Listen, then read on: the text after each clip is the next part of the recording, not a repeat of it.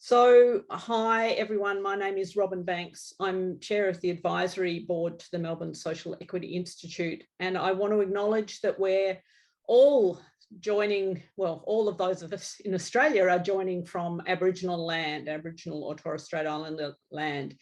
I'm joining you from Nipaluna on Lutruwita, Tasmania, from land that was never ceded. And I acknowledge the traditional owners and continuing custodians of the land that I'm coming from, but also of all the lands across this amazing nation, and pay respects to elders past and present, and to the many, many, many emerging leaders among the younger community and other leaders within the Aboriginal community. Particularly note that our Aboriginal and Torres Strait Islander peoples all face many of the social equity issues that I'm sure Jo will address, but also added to that is the experience of invasion and displacement from country, and the enduring impacts that has had, and the enduring impacts of removal from family and culture. So deepest respects to our Aboriginal elders and members and people joining us. Very excited to be hosting or chairing this webinar from Professor Jo Barraket, the new director of the Melbourne Social Equity Institute, responding to contemporary social equity issues. What role for social innovation? The session is being recorded and it will be made available online via the Institute's website after the event, so online. Jo will be speaking for approximately 25 minutes and we'll then have time for questions, and you can put your questions in the Q&A box, which should appear at the bottom of your screen rather than the chat. The chat's great, but I need to know where I'm looking for questions. So if you can try and keep them in the Q&A, that would be great. As many of people are already doing, it'd be great if you can say hello using the chat function. And let us know where you're joining us from. So we've got lots of people from around the country and already from around the world. So without further ado, I'm going to introduce Jo. Professor Jo Barraket became the director of the Melbourne Social Equity Institute in January 2022. She's also a member of the Dillandua Centre for Indigenous Business Leadership. She's a political sociologist. And Jo is Australia's premier researcher of social enterprise and a leading researcher on social innovation. So this is well and truly in her bailiwick. Her work focuses on how social equity is improved through new ways of organising, resourcing and scaling social change, and the relationships between the state and civil society organisations in policy processes. So I'm going to hand over to Jo, and really looking forward to hearing your presentation, Jo. Thank you, Robin. It's a pleasure to be here, and thanks to everyone who's turned up for our 45 minutes together. Just sharing my screen and hopefully that's good to go. I also want to acknowledge that I am on the unceded lands of the Wurundjeri people of the Kulin Nation, pay my respects to their elders past and present, acknowledge the relationship between people and country, and acknowledge country itself. It's a real pleasure to be doing this. I'm feeling uncommonly unsettled. Those of you who know me well know that I could talk underwater about many things, but this feels like something of a debut with a number of people I don't know, and I'm really looking forward to getting to know as part of this community of the Melbourne Social Equity Institute and beyond. I've got a fairly ambitious scope of work to cover, concepts to cover in the next 25 minutes. So I'm not 100% sure I'm going to make it, but I'm going to do my very best. What I really wanted to do in this presentation is a sort of a big picture and reflective piece, rather than speaking to the specifics of research projects that I'm currently involved with. That said, I will be drawing on my own and others' research evidence in some of the examples and reflections of the work, and thinking about social innovation and how it intersects with contemporary social equity issues, and what potential and limitations social innovations have in relation to responding to those issues. So I'm going to try and briefly consider the major social equity challenges of 2022. Frankly, that could take us an hour and a half if we got into that. Consider whether and how those social innovations can redress contemporary social equity issues. In between that, reviewing the concept of social innovation and what it means for those of you for whom this is unfamiliar territory. And also then explicate the limitations and implications, both for practice and for research. Those of you who know me know that I'm unapologetically normative about the role of research in achieving social change. And the practitioners among you know that I am also unapologetically independent of advocacy for particular forms of social change and social innovation. I'm conscious that we've got quite a community of social innovators, just looking at the participant list who are here. And one of the things that's great about you all is that you can-do people who like to share. So if anyone's got a question about something that I'm asking or a particular resource that I mentioned during the talk, feel free to put that in the Q&A. And those of you who know the answers, feel free to set up a link or direct people to resources you're aware of.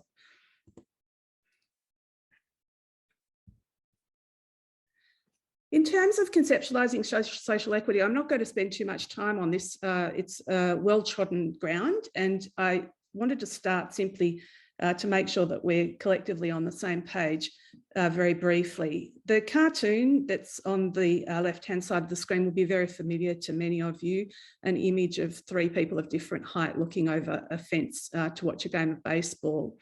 The concept of equality suggests that we give every one of those people the same resources so that they all get the same chance in life, but that means that the person who's very small can't see anything at all. The concept of equity suggests and acknowledges that it's not a level playing field and that we need to distribute resources differently so that people who are coming from different positionalities and different forms of structural and intergenerational disadvantage are getting a fair go. But just acknowledging my predecessor in this role, Bernadette McCherry, who I can see is online. Hi, Bernadette. Bernadette wrote a very good and still highly relevant piece on the MSCI blog some years ago on definitions of social equity, and pointed out that one of the issues about what constitutes fair distribution of resources is actually something that's contestable. It's normative, and there's not necessarily universal agreement about what constitutes a the fair distribution of resources. Extending out from this, just what constitutes the sum of resources, material and non-material, that are available for distribution actually differs according to our cultural lenses and our environmental values. And that's something that comes up a lot in social innovation work is, actually that we don't have shared agreement in terms of what sorts of resources we should be distributing. So that produces another challenge and lens around what we are seeking to do when we talk about distribution and fairness. Going on, as I said, to the sort of 90-second version of discussing the contemporary social equity issues of our times, and I don't know about everyone else who's here, but I am certainly feeling rather tired at the moment. This seems like a particularly brutal week in relation to exposure to and exacerbation of inequities related to climate, related to conflict, related to the ongoing effects of neoliberalism and its and neoliberal impulses and their effects on both our welfare systems and our people's experience of socioeconomic equality and inequality. But then every week at the moment feels a little bit like that. And the optimist in me wonders whether that means that we're in an historic moment in which change can occur. The history of social movements tells us that when populations experience perceived threats to everyday life, that's when the greatest source of change is likely to happen. But in terms of the big inequities and the big issues that are impacting upon those inequities at the moment, this image that I've put up and have just gone through the number of elements that sit within it are clearly causing significant exacerbations of particular inequities. So, for example, we know that the pandemic has really exacerbated pre-existing health inequities, as well as the digital uplift associated with the pandemic has really shone a light on digital exclusion and the effects of that. Socioeconomic status drives and amplifies many of these experiences. We are seeing right now in Australia and beyond the generation and creation of climate refugees who are then experiencing, inequitable access to services, to government support, and a number of things that are very much in the news at the moment. Populist influences are affecting our democratic systems and also really triggering social cohesion issues, particularly in relation to race. And this image is, of course, completely incomplete and inadequate because all of those issues intersect with each other, and the inequities that they produce and amplify intersect with each other. The image is really, the inadequacies of the image are really something to do with the inadequacies of my visual brain. And I look forward to someone else drawing a better picture. In terms of where social innovation fits in responding to some of these issues, I really just wanted to quickly define social innovation for those for whom it's not familiar territory. But doing that, I have to give you a couple of caveats first. The first is that it really is an under-theorised concept. And what we see in this field of practice is that practice really is typically outstripping theory all the time. And this is not the only area of practice and scholarship where that happens, but it's quite distinct. And the social innovation practitioners on this webinar will, I hope, be feeling smug about that. You're typically well ahead of the academic theory. And the other thing to note about it is it can be considered to be a bit of a weasel term.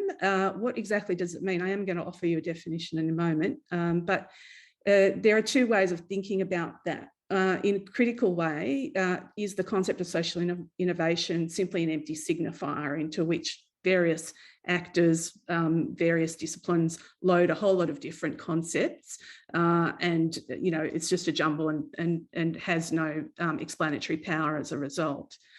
Another slightly more hopeful way of thinking about it is as a boundary object, and that's a concept that comes from institutional theory and is really talking about the integrative devices that sit on the edges of diverse networks and have sufficient meaning to different actors in those networks and across those networks to be useful. But not everyone necessarily is talking about exactly the same thing. And that's how I like to think about the concept of social innovation, although I do think it has some profound limitations, which I'll talk about a little bit later. In terms of definitions, this is, I guess, one of the most regularly used definitions of social innovation, which was published in Stanford Social Innovation Review about over a decade ago now. And I'm not going to read it to you. You can read it to yourselves. They'll be familiar to those of you for whom this is common ground. But the main things to point out about this particular definition of social innovation is that it emphasises the novelty of solutions to social problems, and it also emphasises the effectiveness and sustainability and justice of those solutions. As the definition indicates, social innovation can be conceptualised as basically a suite of activities, interventions and practices, and we won't go through all of those, but I did want to actually move on more quickly to what sits in the sort of contemporary vibe, the boundary object of social innovation practitioners and researchers, what we're talking about. Before I do that, though, I really want to acknowledge that social innovation itself, in practice, is not new. And the work of sociologist and management scholar Ella Henry and her colleagues over many years now has traced in particular that models of, for example, collective leadership and collective economic practice have been practiced in some Indigenous societies throughout millennia. And also through a feminist post-structural lens, the work of Gibson Graham on diverse economies has, over about 15 years traced the role of the caring economy, which is usually attached to voluntarism, care for community and women's unpaid labour, and its very active work as the bedrock of what we visibly see as the productive economy. So it's important, even though social innovation as a concept is about newness, it's important to acknowledge that social innovation as a practice is not new at all.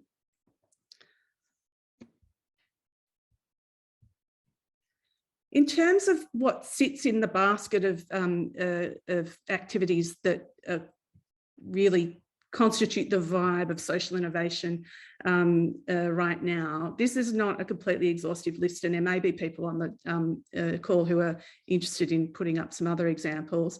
But these are the ones that get documented and written about and valorised the most.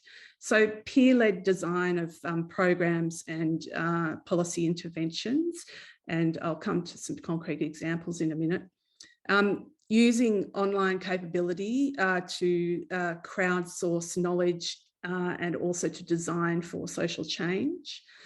Cross-sector collaboration is, again, itself, a practice that's not new, but is now widely discussed and engaged with in questions of social innovation. Social enterprise, which is one of my main areas of specialisation, which are businesses that exist primarily to create public and community value. They're not typically private for profit, although some can be legally structured that way. They're predominantly not for profit or collectively owned organisations. Social movements, again, not new, but forms of collective action that have a purposeful approach to creating some kind of social change are considered to be social innovations. Social finance and the mechanisms through which some of these other forms of social innovation are resourced is part of the suite. And I won't go on to all of them, but I do want to just pick up on place, particularly in the European context. Territorial governance is often studied as a form of social innovation. So new approaches to governing for the commons at local and regional levels. In terms of what all of these suites of activities do in responding to contemporary inequities, I'm going to, in a moment, go to some of the research insights from work that I've done with a number of teams. But before I did that, I just thought I'd give a quick summary of a few that link back to the big contemporary inequities of our times.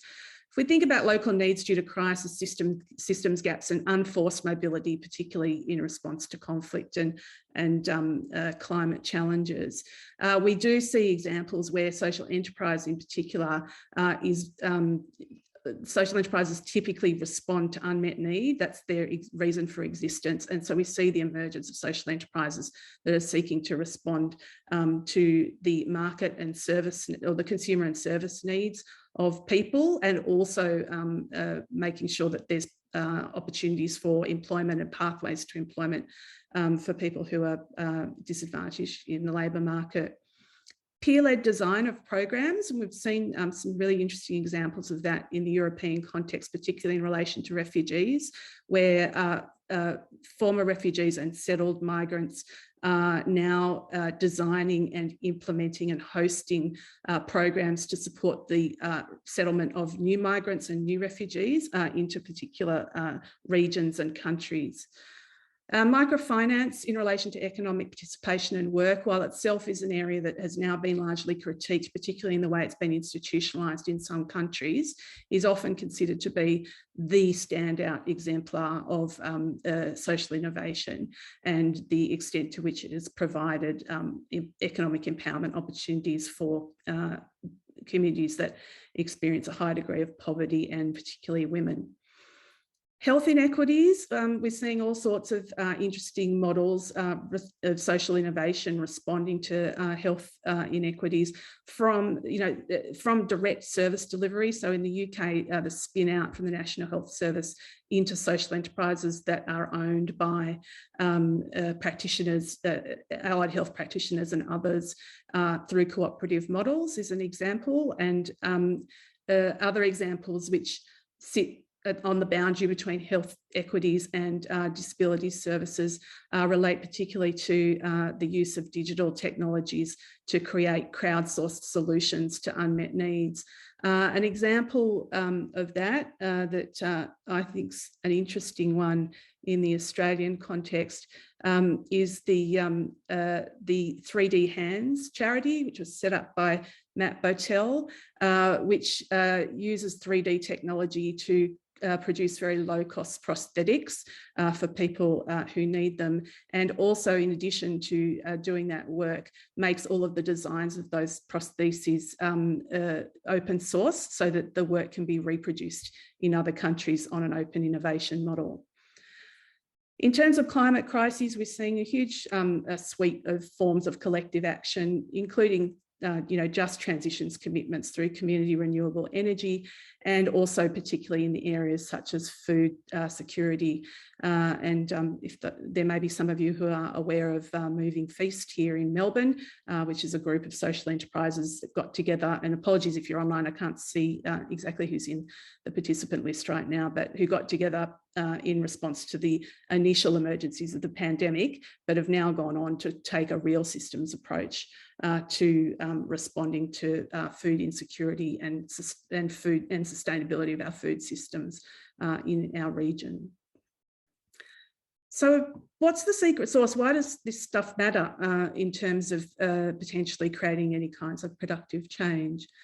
I just wanted to give you some research reflections from various projects that I've worked on, and I'd like to acknowledge that no one works alone, and it's beyond our time capability for me to acknowledge the many people and organisations involved in the projects, but I know that you're out there and I pay homage to you. I think the key things that we see in social innovation approaches broadly conceived are that they are strengths-based and people-centred approaches. So they are typically focused on what are the real needs of people as distinct from how can we fit people into these services and these systems. It's actually, well, how can we adapt these systems to meet the needs of people? And the other bit that is really important about that is recognising the agency of people, recognising their ingenuity, recognising their capability, which is in no way about not acknowledging the very profound inequities and vulnerabilities that people who are most excluded experience, but is about recasting our thinking about people who are highly excluded as being active agents and experts in the issues that they face. Another thing that's distinct about this approach, or this suite of approaches, is novel combinations of resources. And early on, quite a lot of the research here focused on the way in which social enterprises and other forms of social innovation access diverse resources from different sectors, etc. And they're certainly very clever at doing that. But as we've moved along, it's also become an issue of resourcefulness. One of the things that I see in a lot of the projects that I work on is that social enterprises and co-designed interventions will often work in partnership with other sectors and institutions, not only to access resources from them, but to influence their practices and to influence their thinking and make the mission of that particular social innovation binding upon a wider group of people and organisations. And that's the amplification of the social impacts. Oh, sorry, I've gone too far. We'll go back. Attention to context and the micro foundations of change that does actually lead to better services and service systems design is really significant. It goes back to that issue of people-centred approach. And another thing that we hear in a lot of the research that I lead from social innovators is that they recognise that they are demonstrators. They are demonstrating what's possible, and that opens up the collective imagination and the imagination of decision makers about what might be possible, about how we can do things differently. And finally, the other part of the secret sauce is that very effective social innovators, both organisations and individuals, are boundary spanners and they are translators. So they will work in real time to translate languages across networks and across organisational and institutional cultures, so that they are themselves, in fact, becoming the boundary objects that we need to see cross-sectoral initiatives work. So briefly, what are some of the constraints of these approaches? And I'm speaking particularly here to the Australian context where much, but not all of my research is based, but I just wanted to pick up on three. The first is around establishing legitimacy, and particularly in a culture, a dominant culture that is somewhat risk averse and not, I mean, those of you who are innovation specialists and others would know that Australia ranks very poorly in the OECD on its innovation capability more broadly. So we do have a fair degree of risk aversion. And of course, some risk aversion is very important when working with highly vulnerable or disadvantaged groups. But that said, there are real struggles for social innovations and innovators to establish their legitimacy within dominant frames. Governance stands out when we look at some of the cross-sectoral and new public governance type approaches to social innovation. by which I mean those forms of policy reform that actually involve a whole lot of non-government actors to make things work. What do I mean by governance there? I mean, it can at the organisational level mean something to do with boards, but it's actually not just about that sort of governance. What I'm talking about is the mechanisms and formalities through which decisions are made.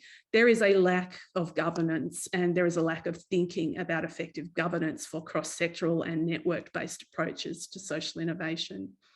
And finally, in the Australian context, which is somewhat different to, for example, the European and French-Canadian contexts, is that we have not been as strong, in my view, on issues of ownership and voice. If we're serious about social equity and the redistribution of resources, we need to think about who owns the resources.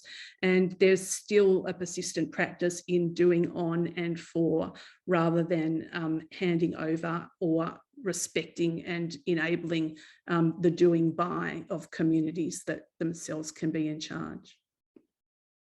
So what are the implications of all of these issues and considerations for future practice and research? I think the first one is navigating between disruption, novelty and legitimation of practice. This is very challenging, but I think one of the reasonable criticisms of social innovation as a concept is that it's all about newness and shininess. And in fact, if we go back to those comments on the history of social innovation, really, in a way, one of the things that we need to be doing is being open to the diversity of knowledges, the diversity of traditional practices, and the hierarchy of practices, rather than simply coming up with something new all the time. That said, there's also a challenge then around the balance between being legitimate and scaling impacts without scaling activities. And the large majority of social innovations are local in their impacts and their goals. Not all, but the large majority. And that is because of their contextual sensitivity, their people-centeredness. And this is a real challenge. Scaling impacts through networked scale, through scaling deep, through replication, rather than scaling something up so that it simply becomes an isomorphic replication of what we already have, remains an ongoing challenge for social innovators.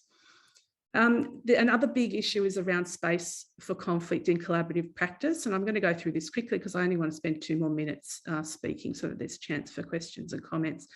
But this is an issue that's been raised. There was research, evaluation research done on the role of place-based collaboration under Tony Blair's third way approach to governance in the UK 15 years ago. And we're starting to see replications of that in contemporary approaches to cross-sector collaboration, such as collective impact, where both researchers and practitioners are observing we don't do the hard stuff because we're also busy collaborating, that we're not addressing issues of power and we're not addressing issues of systems change that we need to. Being willing to cede power and to be self-reflexive about one's own power, one's organisational power, continues to be an issue that relates to the issues of ownership and voice. And willingness to be decentered in the work. And that is something that matters for both practitioners and researchers. And so I'm really pleased to be with the Melbourne Social Equity Institute, where the network of researchers are really committed to what we call community engaged research, which is very much about working with and in many contexts decentering our own expert knowledge and being as much learners as we are contributors to the work that we're doing. I do believe that across both practice and research, we need transdisciplinary mindsets and action. So cross-sectoral, interdisciplinary, learning while doing, and then real-time translation and communicating that back into our practice and our research to make it better, and also out to the world so that we can amplify the impacts of the work that's being done. On that note, I'm going to stop and thank you for your attention, and I will stop sharing my screen so that I can see Robin. Unfortunately, I won't be able to see you, but hopefully see some of your questions and comments. Thank you so much, Jo. That was so stimulating, so much in there to think about. And we've got a couple of questions, but please others add your questions. And I might actually, because Mike got in so quickly, let him have the first question. So Mike Flatley says, thanks for sharing your expertise, Jo. Can you help me to understand how social innovation is distinct from cultural and community development more broadly? Is it a tool or catalyst on a longer development journey, or is it a synonymous term? Thanks, Mike, for your question. And Jo, over to you. Thanks, Mike. And I guess it depends on, going back to the conceptualization, it depends a little bit on whether we see it as an empty signifier or a boundary object. One of the things that, really distinguishes the discourse of social innovation over the last 15 years or so has been that a lot of it has come through business schools and has been focused, and the organisational sciences, and has focused very much on how we work across sectors, how we gain the commitments and sentiment from different interests in making change happen together. But then we get the weaknesses of collaboration that I just mentioned. It's interesting that you raised this issue because community development as a field of practice, if you like, or a paradigm, is very present in some forms of social innovation and I'm thinking particularly of social enterprises, some forms of social enterprise, and much less present in others. It depends a little bit on the origin of the innovation and who is sitting in the seat or seats of power in relation to it. So I do, remain somewhat ambivalent. I mean, I said that I'm hopeful that it's a boundary object and it's an integrative device, but I don't think that it should be either or. I think that community development has a strong and proud history and a great deal to continue to offer. I think that it's part of social innovation, but it may well be that there are some community development practitioners and scholars who don't want to be part of the social innovation discourse. Thanks, Jo, that's great. I might take the privilege of being the chair to ask a question. And I guess you've identified that really at the moment social enterprises and social innovators are ahead of the research, which is not surprising. And I guess it's an interesting question, and you talked about scale and scalability, and one of the temptations I've seen is organisations that do really amazing stuff locally, then trying to scale up, and whether research or the academy can help rather than to do the scaling up work, to do the sharing and communication of what's happening work. So just interested in your thoughts on that. I absolutely think that that's what I think. I personally think that's the next frontier of social science research, setting aside matters to do with automation, which creates a whole lot of important things for quantitative researchers to do. But to me, that's where research can be super useful, and that's where that transdisciplinary model works, is if we, obviously with shared agreement and explicit discussions about relations of power and whose knowledge who the knowledge belongs to, etc. If research can be wrapped around what is effectively living labs of experimentation, of demonstration, etc., then that is the kind of contribution that I think engaged scholars can make to scaling the impacts of social innovation. And it's certainly been my experience in the work that I've done. So my own research program is as much defined by practice leaders as it is by my own brain. And some of those projects have actually, I hope, contributed to the scaling of the best bits of those projects. Thanks, Jo. And I might now turn to the question from Dr. Anne Lawless, who asks, this could be a very interesting question, is it actually possible for social enterprises to transform entrenched bureaucracy and formal, strong social institutions? Great question. It is a really good question, Anne. And I think it goes back to that issue of at what scales are we trying to see change happening? And we've recently published a paper on employment-focused or work integration social enterprises and their role as what we call network navigators in local employment services systems and in local labour markets. And what we found in that particular project was that the social enterprises were acting as a capillary action within those networks. They were drawing together unique combinations of resources, but they were also actually promoting change to the actors that they brought into the networks. So there was evidence of change at that institutional level. But the other thing that we identified, which, we didn't need to do a project, I could have just said it, is that they're not recognised in our national employment services system. And until that is changed, the capacity to scale the transformational potential of work integration social enterprise is not possible in Australia, in my view. Thank you. The next question I wonder if there is an answer to, but we'll give it a go. What is or are the generic procedures on deploying a social innovation? And maybe the question is, are there generic procedures? Yeah. Thanks, Mahati. I don't think that there is, and that goes back to the sort of diversity of interventions and all forms of organising and organisations that sit in the suite that constitutes social innovation. So if you dig down to particular forms of social innovation, there's probably some instructive principles. But going back to the people-centeredness and the context dependency, there really, in my experience, is fairly limited sort of generic advice. I'm conscious there's probably some social entrepreneurs on the call who may vociferously disagree with that, so feel free to use the chat if you've got your own thoughts. But I'm certainly aware of some of our leading social entrepreneurs, both in Australia and internationally, without any further investment, I might add, doing a great deal of work to diffuse innovation by sharing and codifying their knowledge as best that they can, and we can certainly direct you to some resources on that front via the MSCI website when we upload the materials from this webinar. Thanks.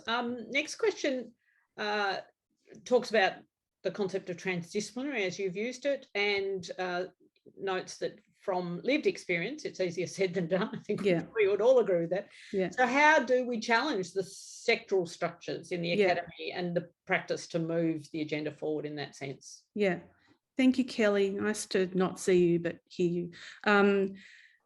I don't disagree at all. It's extremely difficult. And I've been actually, going back to the issue of decentering oneself as a researcher, I've actually been contemplating myself this week how I stick with discomfort about decentering without handing over responsibility for the outcomes to people who are already carrying too much of the risk and too much of the load. And I'm also, extremely aware that, even in the space of social innovation, I'm a member of the Social Innovation International Social Innovation Research Conference Organising Committee and have been for a decade. We carry on about how it's this fabulous multidisciplinary and interdisciplinary event, but actually it's usually a whole lot of people speaking different languages and different methodologies, etc. When you then layer on cross-sectoral requirements, we're talking about very challenging work. As I said, I wasn't saying it just to do an advertorial. I'm genuinely excited about joining the team at MSCI because there is a group of scholars who have a great deal of experience in this. And one of the things that we've informally agreed on, but we haven't done our planning day yet, is that we would like to amplify the learning about how to do this work well. And that's, of course, in amplifying the learning, that itself must take a transdisciplinary sensibility and ensure that it's not just about a bunch of researchers saying how to do it, but that we do that in partnership with practitioners and communities. So watch this space. Yeah, I'm certainly looking forward to more of that being disseminated and collected, I guess. And Laura asks, can you describe how collaborative government structures are being explored in Australia outside the collective impact frame? That's a really good question, Laura. And I can't really, I'm aware of some concrete examples. I think the GROW program, which has now been, or the GROW initiative, which in Victoria, which has now sort of become institutionalised, but started with GROW Geelong, was a very interesting model. And I think, they've sort of picked up the language of collective impact, but it was almost retrospective. There were some very interesting approaches to collaborative governance there.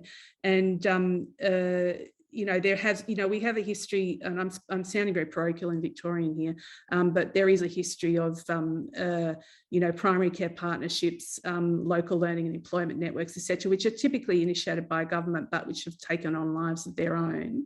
But it is a really good question. There's one article, which I can direct you to if you want to drop me a line, that was written by Jenny Onyx and colleagues about community, grassroots upwards community governance that was created around a particular issue in rural Australia. And I'm happy to share that with you.